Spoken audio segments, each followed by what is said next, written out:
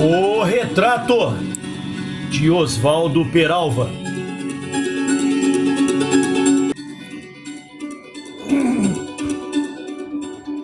Quando a gente se aproximava do local do Cominforme, tinha a impressão de que os seus funcionários e dirigentes viviam em constante perigo, a julgar o militar mobilizado em suas defesas.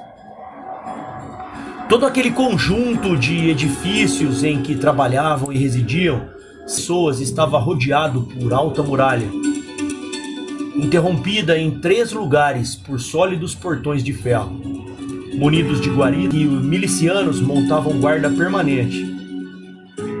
O passeio que acompanhava 2 lados era vedado aos transeuntes.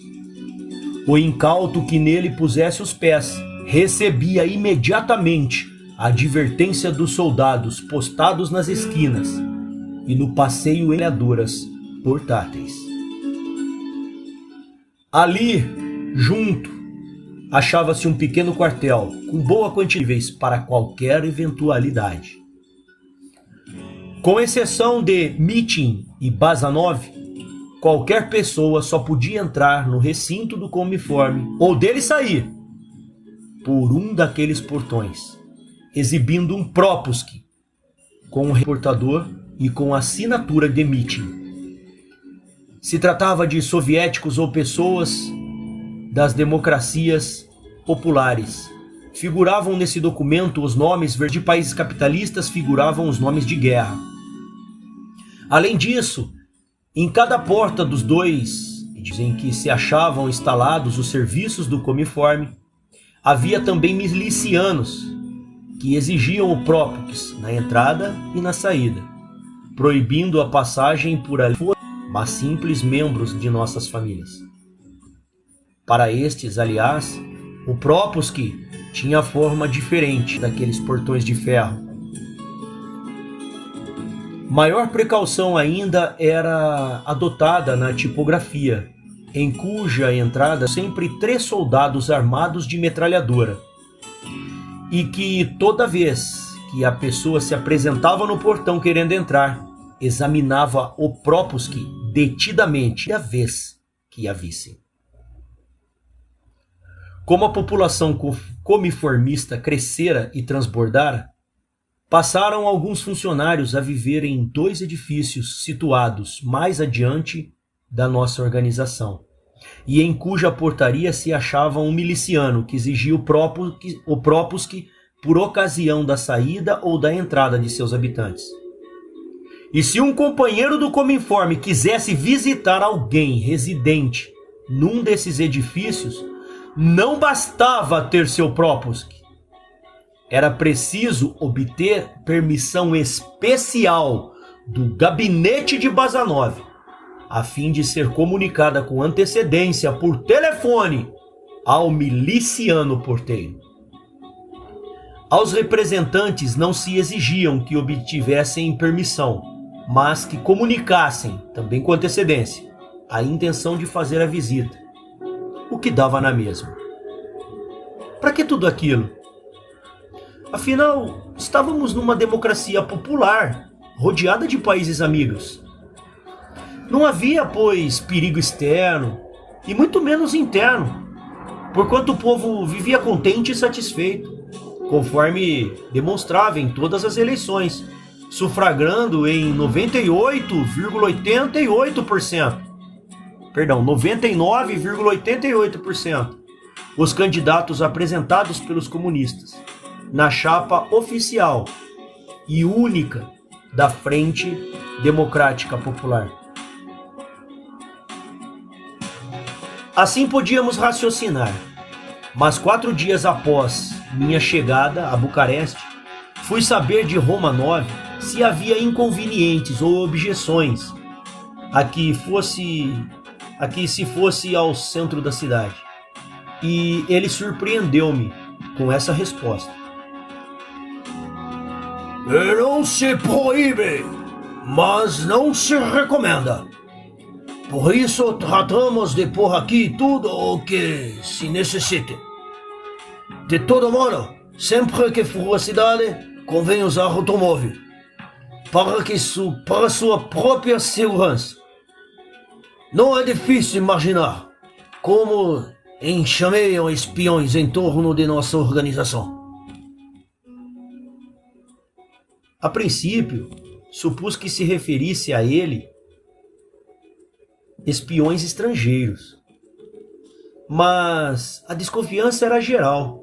Desconfiava-se de infiltrações estrangeiras, desconfiava-se de nós, funcionários e dirigentes do Comiforme, desconfiava-se dos romenos.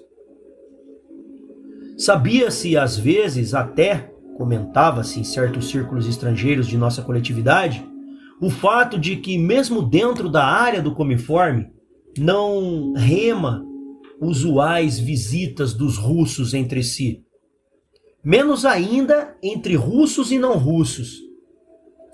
As poucas famílias que se visitavam eram estrangeiras, em ocasiões especiais, aniversários e outras datas que oferecessem justificativa para isso.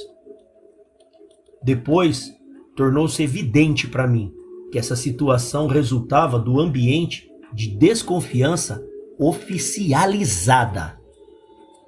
Ninguém queria parecer amigo particular de ninguém, pois a tradição de terrorismo na União Soviética ensinava que qualquer camarada, ao cair no ostracismo, arrastava sempre em sua queda as pessoas mais próximas de si.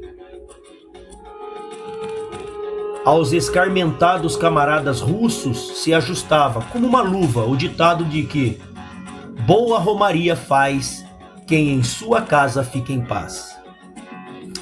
Certa vez, num tom misto de queixa e advertência, o representante italiano exclamou: Dio cane, eles sabem os menores detalhes de tudo o que fazemos diariamente, hein? Eles nos espionam a todos, capite?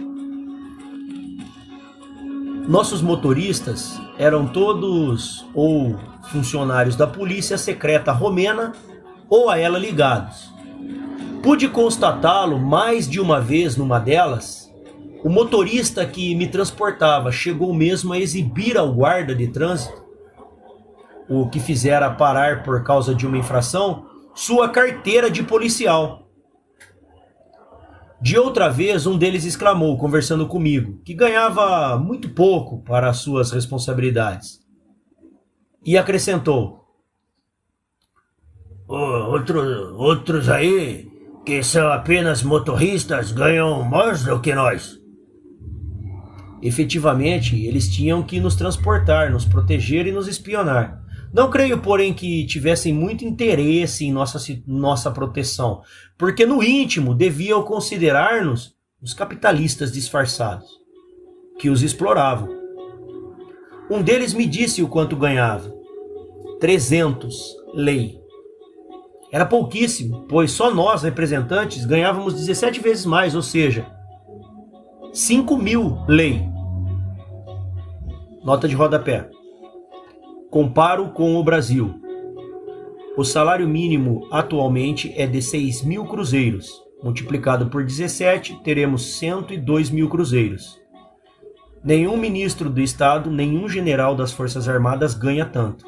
Lei é o plural de leu, palavra romênia que significa leão e que constitui a unidade monetária do país. Retornando. Essa mesma desproporção deveria haver nas fábricas, escritórios, forças armadas, e por isso a satisfação e o contentamento do povo não seriam tão repugnantes como eu supunha.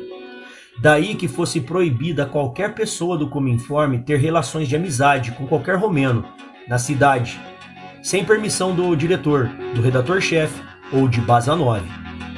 E para obter permissão tinha que dar explicações minuciosas de como se formara a amizade, fornecer dados precisos sobre a pessoa em questão, o que acarretava a quem fornecesse tais dados o perigo de se equivocar, atraindo sobre si a suspeita de haver mentido. Quem sabe com que fins? Porque essas informações seriam cortejadas com outras pedidas à polícia romena. A situação era, no mínimo, incômoda, porque os dois amigos passariam a ser vigiados estreitamente daí por diante. Assim, ninguém queria fazer amizade com romenos. A única pessoa que se atreveu a isso, de que tive notícia, foi um jovem francês. Veio trabalhar como revisor na redação francesa do Por uma Paz Duradoura por uma Democracia Popular. E aguardava o endereço de uma garota que conhecera anos antes, em Bucareste, por ocasião de um festival mundial da juventude que participara. Ao alardear que ia procurá-la, advertiram-no de que não poderia fazê-lo sem a permissão especial da direção do Cominforme, e que por isso gerava uma situação de constrangimento. Mas ele achava que a ideia valia a pena. Historiou seu caso ao redator-chefe e obteve permissão de se encontrar com ela. Para quebrar a monotonia da vida cotidiana, os representantes às vezes tomavam um carro que iam à cidade, à tardinha, em uma casa comercial qualquer, de preferência carteira russa, e voltavam em seguida. Afora isso, iam em bloco com os outros funcionários, visitar museus, lugares pitorescos, parques e jardins, como turistas. Uma vez por semana, ou de 15 em 15 dias, iam à ópera ou ao teatro. 2 vezes por semana, frequentavam o cinema dentro do Cominforme. Quando nada disso acontecia, passeavam pela Alameda após o jantar, indo e voltando no muro da rua Valeriu Branisti, ao muro que dava para o terreno baldio. Depois cada qual ia para sua casa ler, escutar música ou revelar fotografias. Era muito discutido o gosto pela fotografia e muitos de nós tínhamos pequenos laboratórios em nossas residências, nos quais passávamos o tempo em certas noites, revelando, copiando, dando brilho em fotografias tomadas em Snagov ou em alguma excursão. Nos primeiros 2 meses da minha chegada a Bucareste, saí 5 vezes, mais ou menos.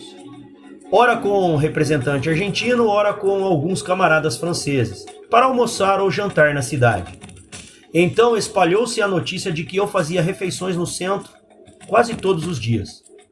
E a médica mandou-me advertir, através do meu tradutor, contra o perigo de adoecer comendo em restaurantes da cidade, que não tinha a mesma fiscalização sanitária do nosso.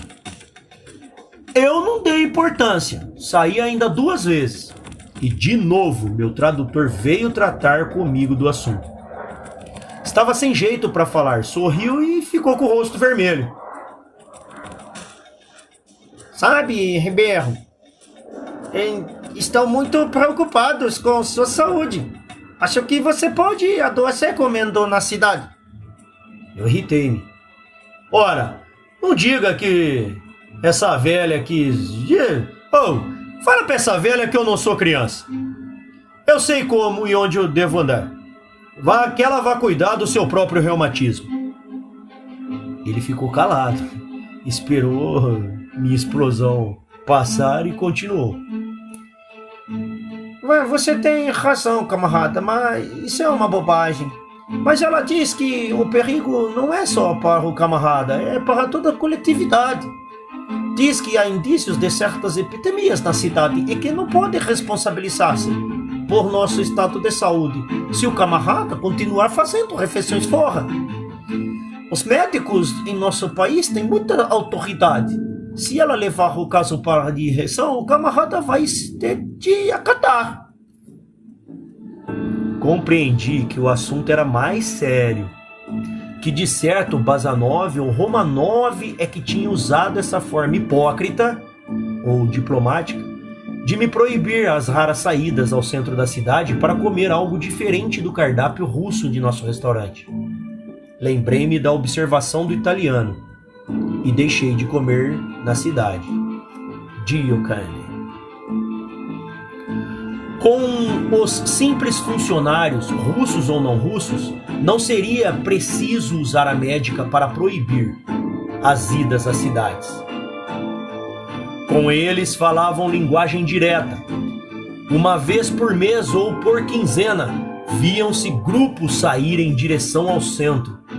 Iam juntos, entravam juntos nas mesmas casas, andavam juntos pelas mesmas ruas e voltavam juntos ao Cominform.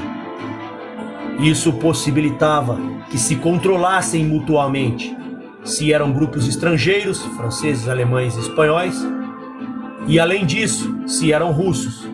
Havia ainda o fator psicológico de autocontrole, decorrente da suspeita de que um dos participantes do grupo pertencesse à polícia secreta soviética.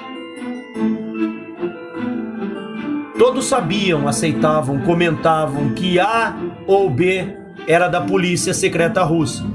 Dizia-se, por exemplo, do chefe da seção postal do Departamento de Informações, um homem alto, magro, grisalho, de nome Sergei.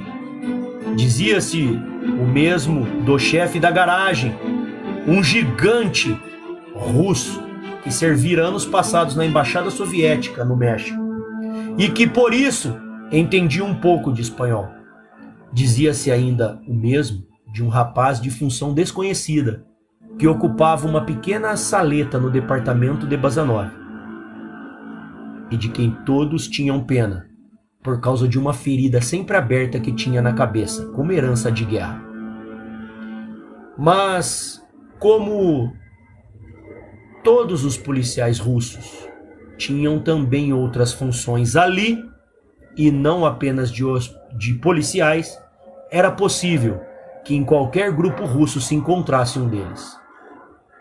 Compreendi ao fim de algum tempo que o italiano tinha plena razão em sua advertência.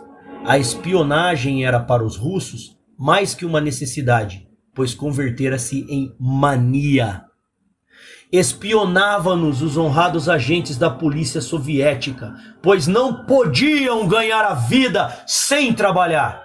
Os motoristas romenos que nos transportavam à cidade e que não tinham razão para nos querer bem, as empregadas domésticas, todas elas romenas, a quem provavelmente se dava alguma compensação pelo zelo com que se observassem e depois informassem como nos comportávamos nós, seus patrões. E finalmente, nossos auxiliares russos. Alguns deles pouco hábeis faziam seu serviço de modo grosseiro, como era o caso do meu auxiliar.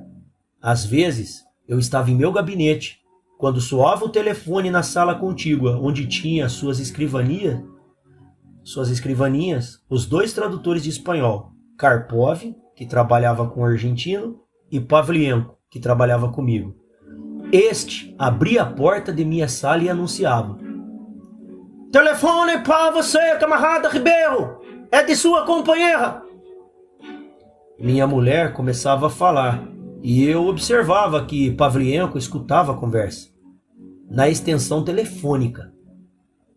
Pilhando em flagrante, dizia-lhe pelo próprio telefone: "Pode desligar o fone aí, camarada Pavlienko?" E ele: Desculpe, vou desligar. Coincidiu que agora mesmo peguei, pus o fone no ouvido para ver se o camarada já tinha atendido." Desligava. Mas da próxima vez a cena se repetia, com as mesmas desculpas. Se chegava a moça do correio com uma carta para mim, ele me entregava. E enquanto eu punha a lê-la, distraído, ele por trás de mim ficava lendo também. "Esta carta é para mim, não é para você, camarada Pavlienko." Desculpe. Pensei que ela tivesse alguma coisa relacionada com meu serviço. Fiquei esperando, mas não estava lendo-a. Se tiver alguma coisa que lhe interesse, comunicarei depois. Não nego que esses métodos soviéticos de espionagem fossem úteis aos seus fins, mas tinha muita coisa de ridículo. A grosseira espionagem realizada por Pavlienko encolerizava-me.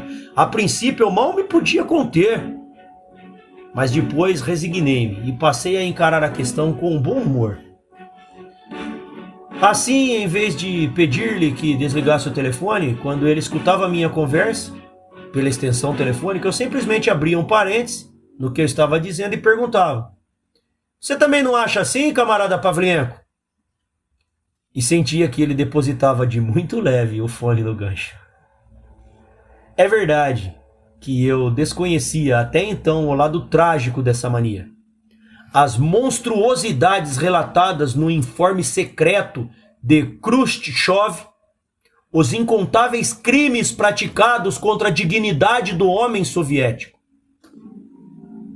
Não acreditava na história tantas vezes contadas na imprensa ocidental sobre os processos fabricados pelos serviços secretos de Stalin.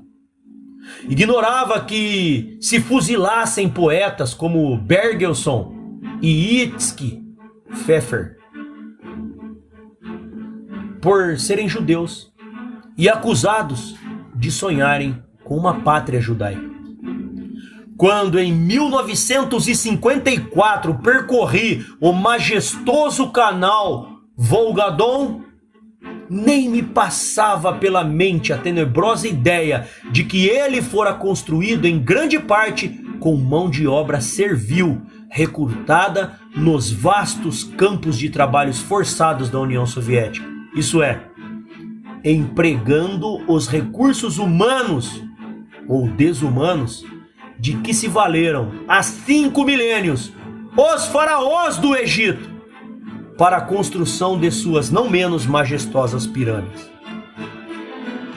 Mesmo em julho de 1956, quando um cidadão soviético cujo nome omito por motivos óbvios, conversando com Diógenes Arruda, em Moscou, naqueles dias arejados pelo sopro do 20º Congresso, confessou que não possuía confiança para dizer certas coisas à própria mãe, nem ela para dizer certas coisas aos filhos, devido ao ambiente terrorista e de delação generalizada da União Soviética.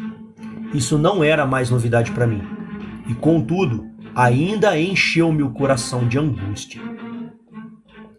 Eu tinha lido dezenas de livros sobre a União Soviética, mas nunca lera o Código Penal Soviético.